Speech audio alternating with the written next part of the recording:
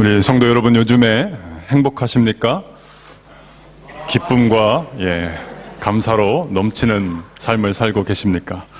만약에 나는 요즘에 행복하지 않다, 그러한 삶을 살고 계시다면 여러분 마음속에 그 중심에 무엇이 있는가 한번 점검해 보시기 바랍니다. 우리가 예수님을 정말 믿으면, 우리 마음속에 예수님이 주인으로 와 계시면 우리는 행복하고요, 감사하고 기쁨 넘치는 삶을 살 수밖에 없습니다. 만약에 불행하다, 감사가 없다, 내 마음을 다른 세상 무엇인가 빼앗기고 있구나라고 하는 증거입니다. 한국에 투기가 한창이던 시절에 한 여선교회 회장님께서 여기저기 아파트를 보러 다니셨답니다. 이 동에도 가보고 저 동에도 가보고요. 그날 여선교회 헌신 예배가 있는 것도 모르고 자신이 사회를 봐야 한다는 것도 잊고서 열심히 이 아파트 저 아파트 100동, 101동, 103동 여기저기 다니다가 뒤늦게 깨닫고서 불이 나게 교회로 달려갔습니다. 다행히도 제 시간에 도착을 했습니다. 예배 드리기 전에 찬송가를 한 장 부를 수 있는 시간이 되어서 이렇게 말씀을 하셨다지요. 오늘 예배를 드리기 전에 찬양 하나 하겠습니다. 우리 모두 찬송가 109동 찬양하시겠습니다. 여러분, 땅 보러 다니는 것은 결코 나쁜 것은 아닙니다. 집 사시려면 당연히 이 집 저 집 비교하고 보러 다니셔야 되겠지요. 여러분, 돈이 결코 악한 것은 아닙니다. 아브라함도 부자였고요, 야곱도 부자였습니다. 욥은 더 엄청난 부자였습니다. 다윗은 이 세상의 모든 것을 가진 한 나라의 왕이었습니다. 초대교회 선교, 부자 성도님들 아니었으면 불가능했습니다. 그분들이 재정적으로 선교 헌금하고 지원해 주었습니다. 돈은 결코 나쁜 것이 아니지요. 그러나 성도의 그 마음 중심에 무엇이 있느냐, 이것은 매우 중요합니다. 마음 중심을 예수 그리스도가 아니라 세상 다른 것에 빼앗긴다면 그는 결코 주님 주시는 평안, 주님 주시는 행복을 누릴 수 없다고 하는 거죠. 지난번에 제가 말씀드렸듯이 차 사고가 나가지고 보험회사에서 조사를 했고요, 새 차 값을 제 통장에 보내주었습니다. 갑자기 제 통장에 몇만 불이 들어왔습니다. 어떻게 들어왔냐면 빡 하고 몇만 불이 들어왔습니다. 기분이 좋았을까요? 나빴을까요? 당연히 좋죠. 돈은 좋은 겁니다. 새 차를 받고 제가 드라이브를 해서 집으로 왔습니다. 여러분, 새 차 드라이브 하는 거 기분이 좋았을까요? 나빴을까요? 당연히 좋지요. 새 차 싫어하시는 분은 병원에 가보셔야 됩니다. 돈도 좋은 것이고요, 새 차도 좋은 겁니다. 그러나 우리 마음의 중심에 돈이 들어가고 새 차가 들어가서 그것에 미쳐 있으면 안 된다라고 하는 것이죠. 새 차가 아무리 좋아도 나 1년에 한 번씩 차 사고 나서 새 차로 바꾸고 싶다. 미친 거죠, 새 차에. 이 세상에 있는 것들은 유한합니다. 영원하지 않습니다. 있다가도 없어질 것들입니다. 낡아질 것들입니다. 그것을 다 가지면 행복할 것 같지요. 그러나 실상은 불행한 인생입니다. 이 세상에 영원한 것을 무엇이라고 하는가? 성경은 우리에게 말씀합니다. 영원한 것은 오직 하나님의 말씀이요, 오직 예수 그리스도 진리요, 주님께서 주시는 영생, 그것만이 영원하다라고 말씀합니다. 오늘 본문에 삭개오, 예수님 만나기 전에는요, 돈에 미쳐서 살아가던 사람입니다. 성공에 미쳤습니다. 승진에 미쳐서 살아가던 사람입니다. 삭개오는 오로지 돈 버는 것이 인생의 목적이었습니다. 돈 벌 수 있는 여러 직업들이 있잖아요. 삭개오의 눈에 돈 잘 버는 직업이 확 들어왔습니다. 세리라고 하는 직업이었는데요, 텍스 컬렉터였습니다. 세금을 걷는 세금 징수원인데, 오늘날로 치면 국세청에서 일한다 그러면 굉장히 공무원으로 대우해주고 인정을 해주잖아요. 그런데 이 당시에 세리들은 오늘날과는 완전히 달랐습니다. 돈은 많이 벌던 그런 직업이었는데 그 사람들을 바라보는 세간의 평가는 완전히 밑바닥이었습니다. 왜 그러냐면 당시 정치, 경제적인 상황 때문에 그렇습니다. 지금 정치적으로 이 유대 땅은 내 나라가 아닙니다. 로마의 식민지였습니다. 경제적으로 세금을 걷는 사람들이 하던 일은 이 백성들의 세금을 수탈해서 로마로 보내는 그러한 시대를 살고 있었다라고 하는 거죠. 이 세리들에게는 로마 정부가 너 이만큼은 할당량 꼭 세금 걷어서 바쳐라 할당량이 있었습니다. 그리고 할당량 로마로 보내고 나면 나머지는 니네가 먹어라. 여러분, 세리들이 얼마나 세금 걷는데 혈안이 되었겠습니까? 피도 눈물도 없이 사람들로부터, 백성들로부터 세금을 뜯어냈습니다. 이들은 유대 백성들을 위해서 살아가던 사람이 아니고요, 로마 제국을 위해서 살아가던 사람이었고, 같은 동족이면서도 유대인들을 괴롭혀서 더 많이 뜯어서 내 통장 돈을 쌓게 만드는 것이 바로 이들의 인생의 목표였다라고 하는 거죠. 많은 유대 백성들은 세리들이 지나갈 때에 그 앞에서는 굽신굽신했습니다. 왜냐하면 세리들에게는 자기들 마음대로 세금 거둘 수 있는 그런 파워가 있었기 때문이죠. 그러나 지나고 나면 뒤 돌아서서 욕하기 바빴습니다. 성경에 보면 세리, 또 창기, 죄인 같은 동급으로 다 취급을 하거든요. 그만큼 평판이, 사람들의 시선이, 세리를 바라보는 시선이 좋지 않았다라고 하는 것이죠. 2절에 보시면 이 삭개오의 직업을 뭐라고 말씀하냐면 단순한 그 하급 세리가 아니었죠. 세리들을 관리하는 세리장이었습니다. 세리장. 이 삭개오는 당연히 처음부터 세리장이 된 것은 아니었습니다. 세리 밑바닥부터 생활을 했겠지요. 많은 성과를 이루었을 것입니다. 성과가 무엇입니까? 백성들에게 많이 세금 걷어서 로마 바치고 나머지는 내가 먹고, 이러한 능력을 발휘한 끝에 로마 제국의 인정을 받아서 승진에 승진을 거듭해서 Chief Tax Collector의 자리, 세리장까지 올라갔습니다. 2절 끝에 보시면 삭개오는 부자였다라고 말씀합니다. Dreams come true. 꿈이 이루어졌습니다. 사회적으로 삭개오는 경제적으로도 남부럽지 않은 지금 삶을 살고 있습니다. 물론 사람들이 욕하는 거 다 들리지요. 왜 안 들리겠습니까? 그런데 삭개오는 별로 상관하지 않습니다. 욕하려면 해. 너희들 뭐 타고 다녀? 걸어 다니지? 나는 가마 타고 다녀. 너네 집 몇 평이야? 너네 집 방 몇 개야? 우리 집은 방이 하도 많아서 난 셀 수 없는 그런 집에서 살아. 이런 가치관으로 살던 사람, 바로 삭개오였다라고 하는 거죠.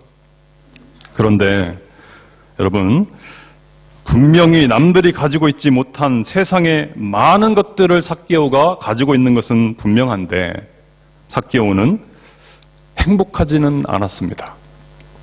언제부턴가 행복하지 않은 겁니다. 처음에는 행복하다고 느꼈는데 언제부턴가 생각이 바뀌기 시작했습니다. 겉으로는 남부러울 것 없는 삶을 살고 있는데 그 언제부턴가 채워지지 않는 그 마음의 공허함이 마음에 스며들기 시작했다라고 하는 거죠. 우리 주변에도 간혹 보면 다 가진 것처럼 보이는 분들이 있잖아요. 저런 인생이라면 정말 남부러울 것 없고 아무 걱정도 없고 참 행복하겠다, 부럽다. 인생을 몰라도 너무 모르시는 말씀입니다. 얼마 전에 애플 팀 쿡 회장하고 트럼프 대통령이 만나서 대화하는 장면을 본 적이 있습니다. 애플 공장이 중국에 있는데 중국에서 만든 그 휴대폰에 미국이 관세를 때리면 우리가 경쟁력이 없어지니까 대통령이 도와주십시오, 그렇게 부탁을 했다고 하지요. 애플이요, 세계 최고의 휴대폰 회사 아닙니까? 그런데 지금 살얼음판을 걷고 있는 겁니다.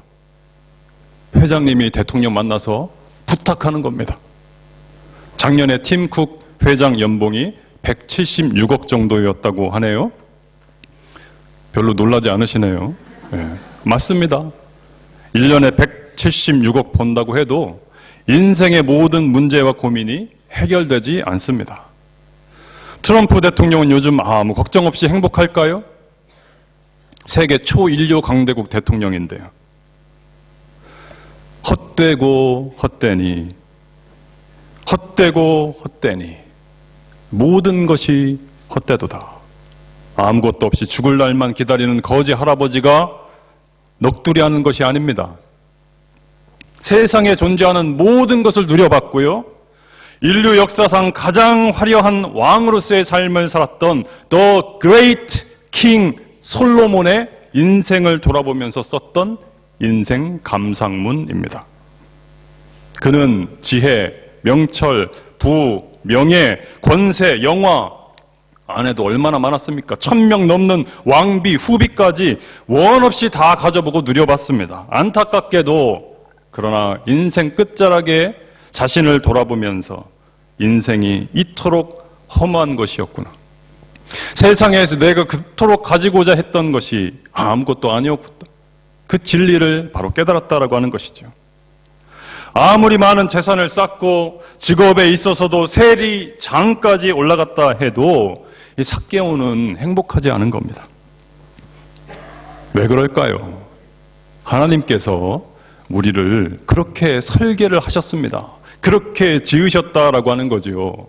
흙으로 사람을 지으시고 그 코에 생기를 불어넣으시니 사람이 생명이 된지라. 지금 삭개오의 영혼에는 큰 구멍이 뻥 뚫려 있는데 그 구멍이 무엇인가? 바로 하나님의 생기, 성령께서 빠져나간 자리입니다. 이것이 채워지지 않으니 다른 세상 것 아무리 다 가지고 있어도, 돈 수많은 저택에 살고 있어도, 성공의 성공, 승진의 승진을 거듭해서 직업의 그 안정적인 삶을 살고 있어도 불행한 거죠. 만족이 없는 겁니다. 반대로 모든 것을 다 잃는다고 해도 성령께서 우리 안에 계시면 그는 인생의 진정한 행복을 맛보면서 살아갈 수 있는 인생으로 우리 주님께서 인도해 주신다라고 하는 거죠. 바로 그것을 주시기 위해서 예수님이 오늘 본문에 삭개오를 찾아가시는 겁니다. 세상이 줄 수 없는 기쁨, 세상 줄 수 없는 만족, 행복, 이것을 네가 좀 누렸으면 좋겠다, 이것을 위해서 예수님이 여리고까지 가셔서 삭개오를 찾아가셨다라고 하는 거죠. 삭개오가 예수님 기다린 것 같지요? 아닙니다. 예수님 여리고 갈 이유가 없습니다. 예수님이 가신 겁니다. 그냥 지나가셔도 됩니다. 그 길. 예수님이 삭개오한테 가신 겁니다. 왜요? 바로 이 기쁨, 이 영원한 행복, 이 만족, 이 진리를 깨닫게 해주시기 위해서. 삭개오는 바로 오늘 있기 얼마 전에 이런 소문을 들었을 것입니다. 예수님에 대한 소문. 내가 요즘 마음이 좀 허탈하고 뭔가 좀 세상을 다 이루고 이렇게 사는 것 같아도 뭔가 허전하고 허탄한 그러한 생각이 드는데, 예수님 들리는 그 소문이, 예수님 가르침이 지금까지 내가 살아왔던 인생의 성공 방정식과는 전혀 다른 인생의 법칙을 말씀해주고 계신 것을 듣게 되는 거죠. 예수님은 이렇게 말씀을 하셨답니다. 스스로 높은 자리에 앉지 말고 도리어 낮은 자리에 처하라. 곳간의 양식을 아무리 많이 쌓아놓아 보아라. 하나님께서 오늘 밤 너의 영혼을 불러가시면 그 양식이 누구의 것이 되겠느냐. 이 땅에 재물을 쌓지 말고 하늘에 보화를 쌓는 자가 되어라. 이런 말씀이 들려오는 겁니다. 삭개오의 귀에. 그리고는 예수님에 대한 궁금증이 점점 커져가는 어느 날, 예수님이 여리고로 오신다, 지나가신다라는 소문을 듣게 됩니다. 예수님 한번 보고 싶다. 그 예수님 한번 만나고 싶다. 여러분, 이것이 영적 갈망입니다. 갈급함.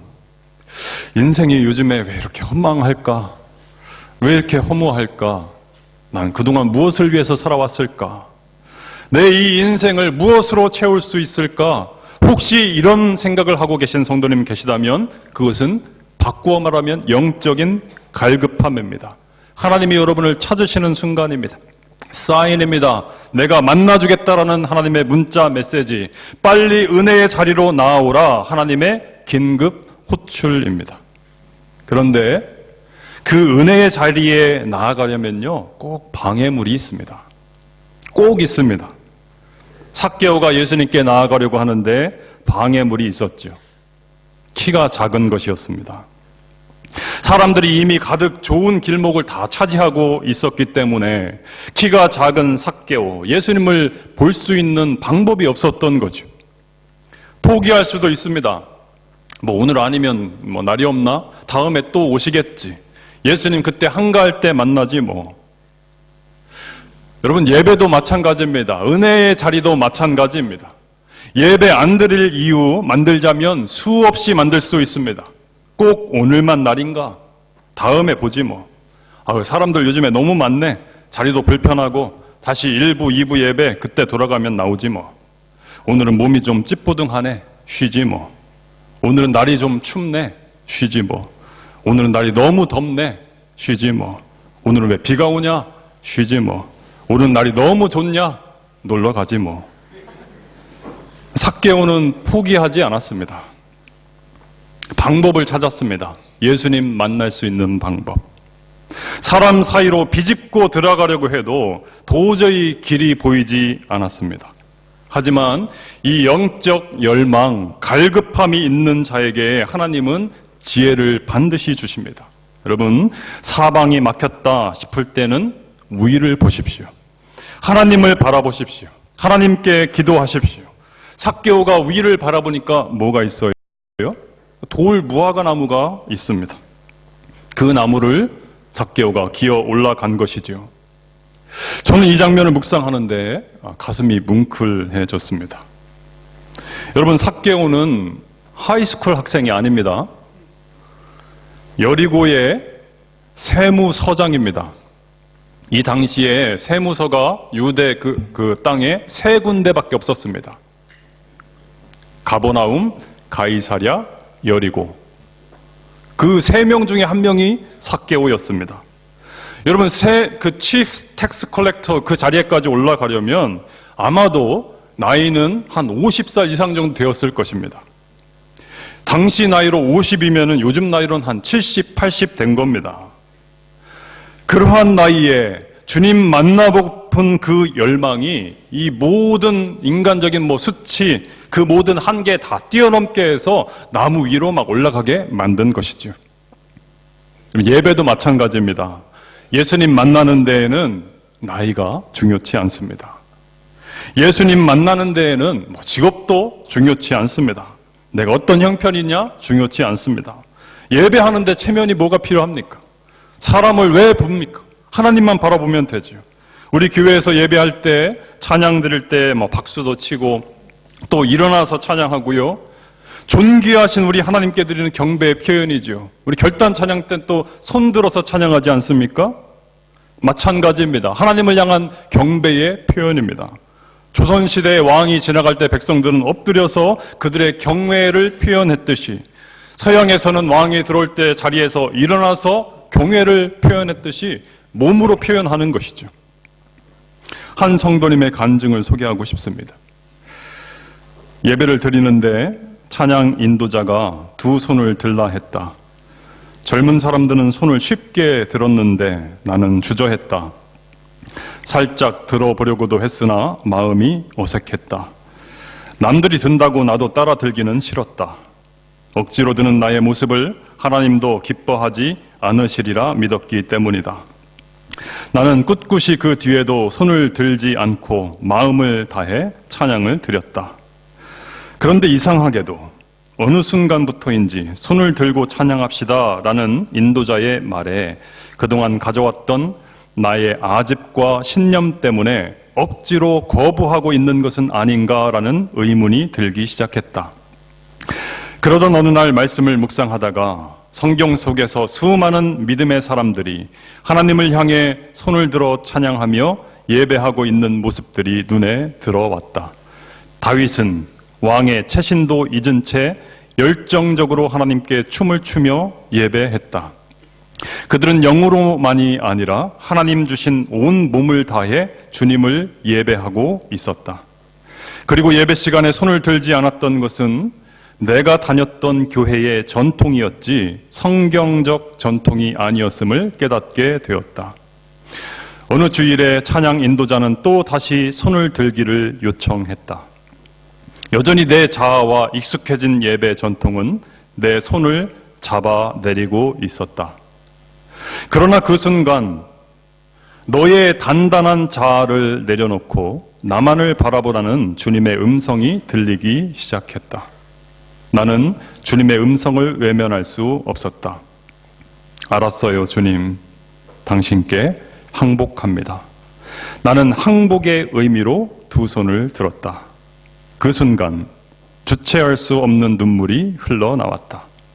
그날 이후로 나는 보다 자연스럽게 손을 들어 하나님을 향한 나의 마음을 표현한다. 그때마다 주님은 나를 더 깊은 은혜의 처소로 이끌어 주신다. 삭개오가 영적 열망을 주님께 보였을 때에 주님은 그를 찾아가셔서 그 앞에 서서 그를 바라보시면서 말씀을 하십니다. 삭개오야, 속히 내려오라. 여러분, 이것은 정말 놀라운 부르심입니다. 여러분, 삭개오의 이름의 의미를 아십니까? 한글로는 조금 이상하죠. 삭개, 개가 들어가고요. 그런데 이 나라의 언어로 삭개오는 굉장히 좋은 이름을 가지고 있습니다. 사카이라고 하는 이름인데 pure, 순결함, 깨끗함, 정결함, 이런 의미를 가진 것이 바로 삭개오입니다. 그런데 삭개오는 그 이름과는 정반대의 삶을 현재 살고 있죠. 삭개오는 민족의 배신자입니다. 백성들 돈 뜯어서 로마에 바치잖아요. 돈독이 오른 사람입니다. 내 재산 불리는데 혈안이 되어서 살고 있지 않아요. 나만 아는 이기적인 사람입니다. 주변 사람들 모두가 그를 다 죄인이다라고 이렇게 불렀던 사람. 그런데 예수님은 삭개오를 바라보시고 뭐라고 부르십니까? 삭개오, 너 순결한 자여, 속히 내려오라. 너 깨끗한 자여, 속히 내려오라. 예수님의 시선은 언제나 현재가 아닙니다. 미래입니다. 현재 세간의 질타를 받고 있는 죄인, 그것이 바로 삭개오이나 너는 장차 순결한 삶을 사는 존재가 되리라. 지금까지는 많은 사람의 재물을 빼앗아서 너의 곳간 쌓아두는 수전노의 인생을 살았으나 이제부터는 너의 그 재물을, 그 은사가 바로 사람을 살리고 교회 세우는 하나님 나라 역사를 위하여 사용되리라. 너 순결한 자여, 삭개오여, 급히 내려오라. 여러분, 다른 성도님들을 바라볼 때에, 가정에서 여러분의 배우자를 바라볼 때에, 자녀들 바라볼 때에 속 터지는 순간 있으시죠? 그러나 예수님의 이 시선이 여러분 오늘 시선에 담겨지기를 주님의 이름으로 축복합니다. 현재가 아니라 믿음으로 예수님께서 그들을 변화시켜 주실 그 미래를 바라보면서 기도할 때에 하나님이 그 기도에 응답해 주실 것을 믿습니다. 우리 6절을 같이 읽겠습니다. 6절 시작. 급히 내려와 즐거워하며 영접하거늘. 삭개오가요 급히 내려왔답니다. 이 연로하신 세무서장님께서 채신 생각하지 않고 급히 내려왔습니다. 예수님 만나는 일은, 은혜의 자리에 나아가는 일은, 예수님께 예배하는 일은 기쁜 일입니다. 급한 일입니다. 즐거운 일입니다. 오늘 우리 예배 자리에 나올 때에 침울한 얼굴로 나와서는 안 됩니다. 화장보다 더 중요한 것이 있습니다. 표정입니다. 마음입니다. 하나님 만나러 가는 자리에 환한 얼굴, 기쁜 얼굴, 감사한 얼굴, 즐거워하며 영접하거늘. 이러한 자세로 나아가야 된다라고 하는 것이죠. 마치 원수 만나러 가는 것처럼 비장한 표정으로 주일 예배에 나오시면 저처럼 마음 약한 사람은 무섭습니다. 그런 분은요, 하나님도 부담스러워 하십니다. 아이고야, 너 어쩌려고 그런 표정으로 왔니? 8절에 보니까 예수님을 만난 삭개오의 인생에 큰 변화가 찾아옵니다. 가난한 자를 위해서 소유의 절반을 주겠습니다. 예수님, 속여서 얻은 것이 있다면 내가 4배로 갚겠습니다. 이럴 때 덜컥 겁이 나시죠? 야, 이거 예수님 만나면, 진짜 예수님 만나면 나 거지 되는 거 아닌가? 아닙니다. 성경 어디에도 삭개오가 거지 되었다, 그런 말 없잖아요. 삭개오는 예수님 만난 뒤에도 아마 그의 그 은사를 발휘해서 세리장으로 살았을 것입니다. 그러나 이제는 정직한 세리장으로 살았을 것입니다. 하나님 주신 그 탁월한 비즈니스적 능력을 발휘해서 돈도 많이 모았을 것입니다. 그러나 예수님 만난 이후로 그의 이름대로 퓨어, 깨끗한 삭개오, 깨끗한 부자가 되었을 것입니다. 그러나 그는 결코 마음을 돈에 빼앗기는 인생 되지는 않았을 것입니다. 이미 그의 마음, 그 보좌에 예수님이 앉으셨기 때문이죠. 예수님 만나고 삭개오가 받은 진짜 큰 은혜가 무엇인가? 놀라운 축복을 받았습니다. 우리 9절인데요. 9절 같이 읽겠습니다. 시작. 예수께서 이르시되 오늘 구원이 이 집에 이르렀으니 이 사람도 아브라함의 자손임이로다. 여러분, 삭개오로 인하여 집안이 구원을 얻는 역사가 일어났습니다. 예수님을 믿으니까 가문의 운명이 바뀌었습니다. 손가락질 받던 집안이 예수님 믿어서 존경받는 집안이 되었다라고 하는 거죠. 여러분, 예수님의 계획은 원대하십니다. 단지 삭개오 죄인 하나 변화시키는 것에 만족하시는 것이 아니고 이 삭개오를 변화시키심으로 그가 축복의 통로가 되어서 복음이, 그 은혜가 가족들에게 흘러가고 그 지역에 흘러가는 이러한 계획을 주님은 가지고 계셨다. 삭개오의 그 가문을 구원하시는 그 계획을 예수님이 가지고 계셨다라고 하는 거죠. 저와 여러분은 먼저 주님 자녀로 부름을 받았습니다. 믿음이라고 하는 이 은혜를 주신 이유가 무엇입니까? 나 혼자 예수 믿고 구원받고 천국 영생 누리라, 그것이겠습니까?